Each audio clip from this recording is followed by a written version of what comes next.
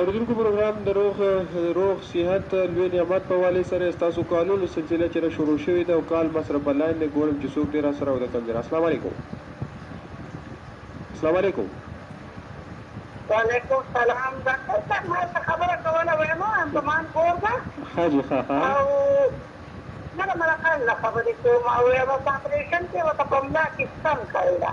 الله اکبر. ښه جي او اوس یې پرې پنډه یم دل دی پرې ملا باندې سم دل دی چې دا درېیم کال دی. ښه جي ښه ښه ښه. دا درد داسې دی چې دا ټوله خپې نیسلی ده که نه صرف په یو ځای باندې درد دی؟ دا یې پرې ملا باندې هم ډېر دل دی پرې یوه خپې هم ورته سم دی. دا درد چې راوچتېږي دا د بره نه په کته راځي یا که د کته نه په بره ځي؟ راول مې پرې ملا دري او بیا ښکته مې پرې خپه دري. ښه جي ښه. او دا خپه میږي کېږي ورسره؟ د میږي کولو خو څه نه لري خو چې دې دیواله ته هغه نه وایي نو کېناستی نه شم. بالکل جی بالکل صحیح ده. موږ دله شوه دغه درکو جواب دله درکو. تاسو پروګرام اورئ؟ تاسو پروګرام اورئ. ها ها السلام علیکم. وعلیکم السلام ورحمت الله وبرکاته. جی ډاکټر صاحب دل دا اصل مسله دا ده د دې چې کوم دی نو د دې هغه ارکن نساء چې ورته وایي که نه د دې هغه ده د دې درد د بره نه راوچتېږي او په کته ځي. اکثر ډېر درد ځي که نه د کته نه په بره ځي سر طرف. نو دا د دې د ارکن نساء مسله ده. نو دوی له پکار دی چې دوی هغه کم ټسټونه کم ایم آر آی کړی ده د هغه ځان سره راوړي. نو دا به زه وګورم انشاءالله د دې بالکل 100% علاج دی او دوی کې اکثر چې کوم دی ډاکټران صاحبان دوی ارکن نساء باره کې دوی چې کوم دی نو دا اپریشن وکړي خو دا بغیر اپریشن الله پاک د دې هوموپیتیک ډېر زبردست طریقه علاج دی. بغیر اپریشن الله پاک به دا سیټ کړي که خیري. ها ټوله د پریشانۍ والا خبره نه ده.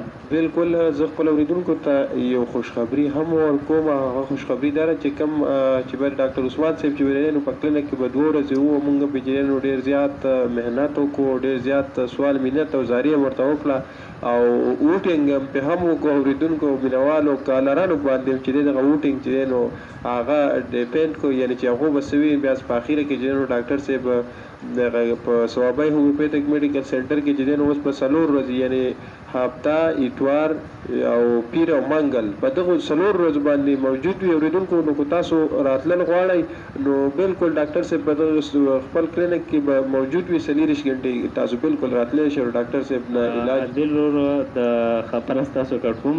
جی جی جی جی زه ته قسمي وم ما چې نن سهار نه مې نمبر بلاک کړی دی بند کړی مې دی. جی جی د کلینک د هغه سیډونو نه کارونه راځي ما هغه بلاک کړی دی د وجې ما ته پته وه که نه. جی جی او ما خو هغوی سره په دې خبره څه ډیسایډ کړم نو دا خو ډایرکټ پکې تاسو هغه خبره راواچوله چې تاسو به لازمي دلته کې دا 2 ورځې ورکوي بل دلته ډاکټر صاحب هم راته دا وایي چې خلک پیشنټ ډېر لرې لرې ځای نه راشي خرچې وکړي. یو خو دا د تاسو ته د مهنګایي ده او یو پېټرول او ډیزل اسمان سره خبرې کوي نو کراګانې چې کوم دی نو 2 ورځې وایي د اکثر د دوایي زموږ د دوایانو ریټ خو تا ته معلوم دی زموږ خو چې کوم دی نارمل دوایي ده دا د عام ډاکټر چې کوم دی نو فیس هم نه دی. جی جی بالکل. نو اکثر مریضان به رالل او دغسې بیا به دې ځای نه ناامیده تلل نو ما ته خپل هم د دې احساس کېده خو بس داسې مصروفیات او مجبورۍ د سړي نو بس د هغې د وجې ما خپل هم دغه وکړو خو تاسو چې کوم ستاسو په مخ په ما ډېر دروند دی پوه شئ تاسو زموږ ډېر قدرمن یي نو ستاسو خبره بیا ما نه شو غورځولی. ډېره زیاته مننه ډاکټر صاحب مونږ چې دی نو ستاسو شکریا ادا کوو چې تاسو زموږ دغه سوال منت زاري چې دی نو ومنله. اورېدونکو بالکل چې دی